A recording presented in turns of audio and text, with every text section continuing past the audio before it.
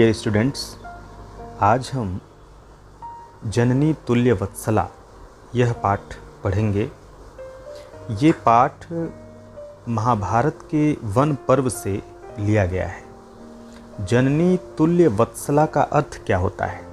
जननी का अर्थ होता है माँ और तुल्य वत्सला का अर्थ है समान रूप से प्रेम करने वाली।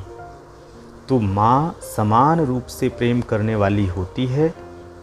इसी विषय को इस पाठ में बताया गया है। तो पहले हम इस पाठ का सारांश पढ़ लेते हैं, जिससे इसमें रुचि उत्पन्न हो और हम एक दृष्टि में समझ जाएं। तो कोई किसान 2 बैलों से खेत जोत रहा था। उन 2 बैलों में एक शरीर से दुर्बल और तेजी से चलने में असमर्थ था।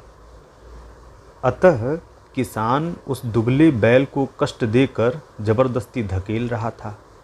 वह हल उठाकर चलने में असमर्थ होने के कारण खेत में गिर पड़ा। क्रोधित किसान ने उसको उठाने के लिए बहुत बार कोशिश की, तो भी बैल नहीं उठा।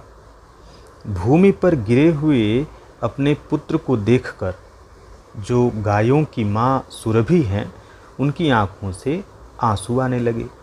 सुरभि की इस दशा को देखकर इंद्र ने पूछा कि तुम इस तरह से क्यों रो रही हो?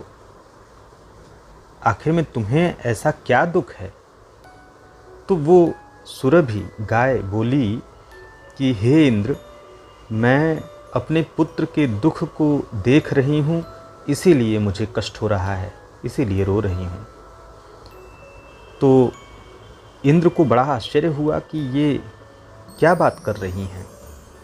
सुरभि ने कहा कि ये किसान जानता है कि जो दूसरा बैल है वो लाचार है, कमज़ोर है, फिर भी उसे बार बार पीड़ा दे रहा है, उठाने की कोशिश कर रहा है, मार पीट रहा है।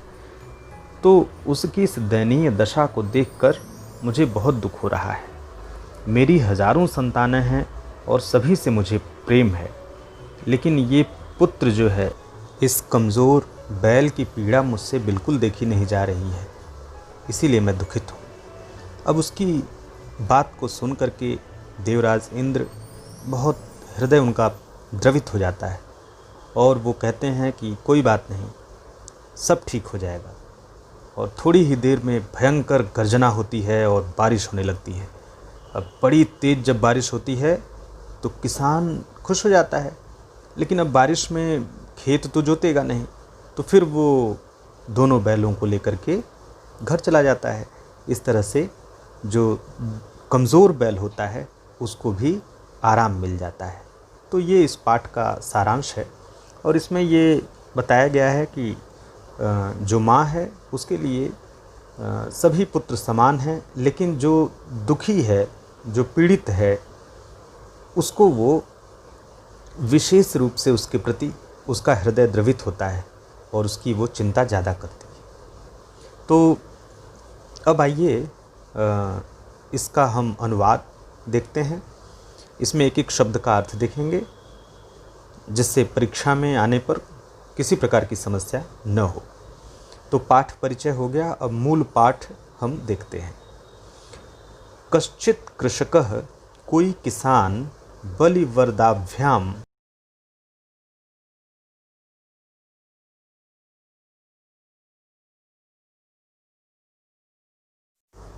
दो बैलों से, क्षेत्र कर्षणम, खेत की जुताई, कुर्वन्नासीत, कर रहा था।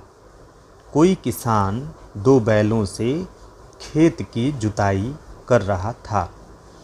तयोः, उन 2 बलिवर्दयोः बैलों में से एकः शरीरेण, एक बैल शरीर से, दुर्बलः, दुर्बल, जवेन, और तेजी से, जवेन का अर्थ है तेजी से, गंतुम अशक्तः च आसीत, जाने में असमर्थ था।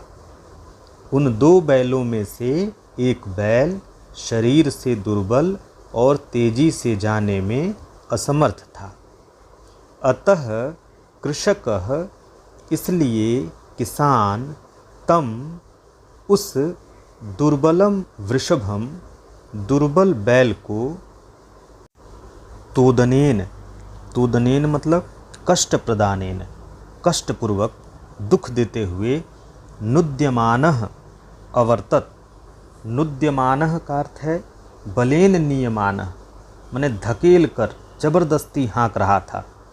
नुद्यमानः अवर्तत मतलब जबरदस्ती हाँक रहा था। तोदनेन मतलब कष्टपूर्वक, कष्ट देते हुए। तो पूरी पंक्ति का अर्थ क्या हुआ? इसलिए किसान उस दुर्बल बैल को कष्ट देते हुए जबरदस्ती हाँक के जा रहा था। आगे देखें, सह वृषभः, वह बैल हलम उढ़वा, हल को उठाकर, गंतुम अशक्तः चलने में असमर्थ, क्षेत्रे खेत में, पपात गिर गया। वह बैल हल को उठाकर चलने में असमर्थ होकर खेत में गिर गया। कौन गिर गया? बैल गिर गया। क्रुद्धः कृषिबलः, क्रोधित किसान तमुत्थापयितुम, उसे उठाने की बहुबारम यत्नम अकरोत्, बहुत बार कोशिश किया। क्रोधित किसान ने उसे उठाने की बहुत कोशिश की।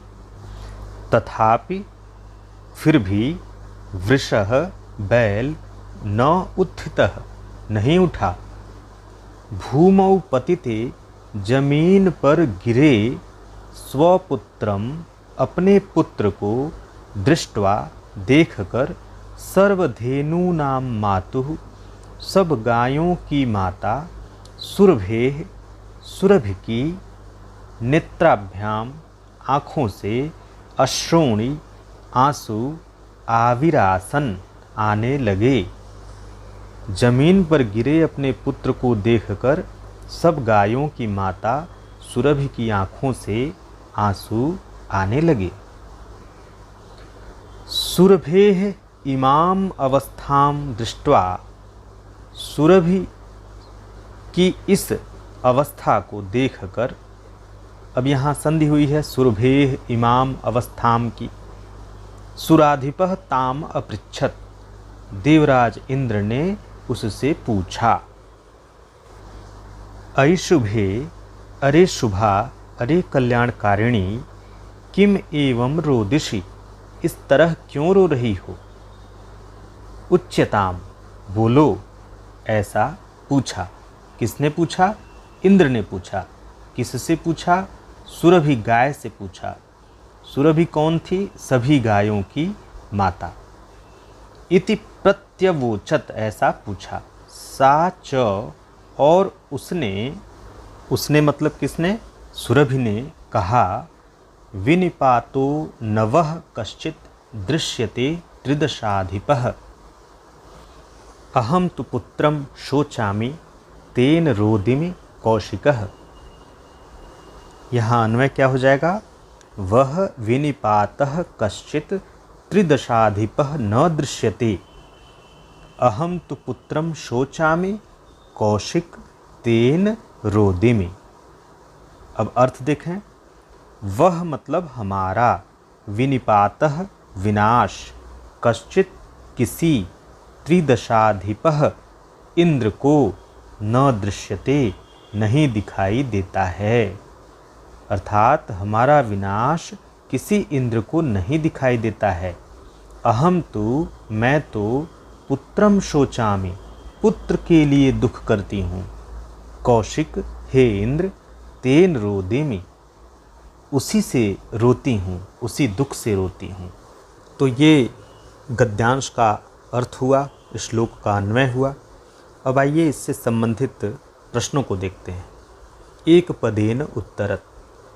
पहला, क्षेत्र कर्षणम कह करोति स्म, खेत को जोतने का कार्य कौन करता था?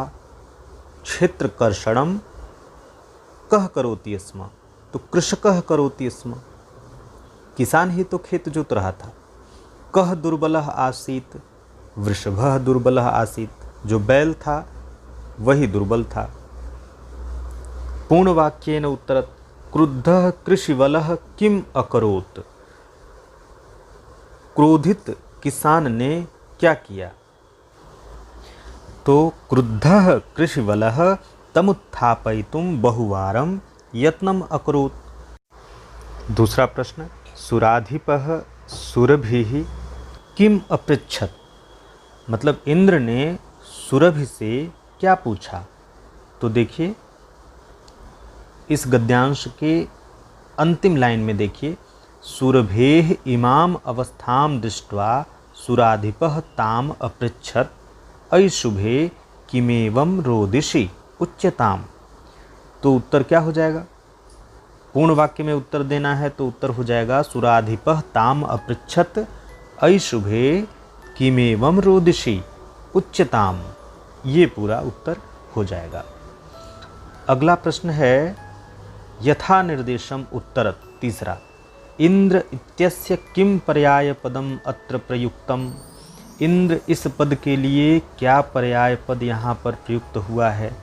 तो गद्यांश में सुराधिपः, त्रिदशाधिपः, कौशिक, ये 3 शब्द आए हैं, इनमें से कोई भी आप लिख देंगे तो सही हो जाएगा।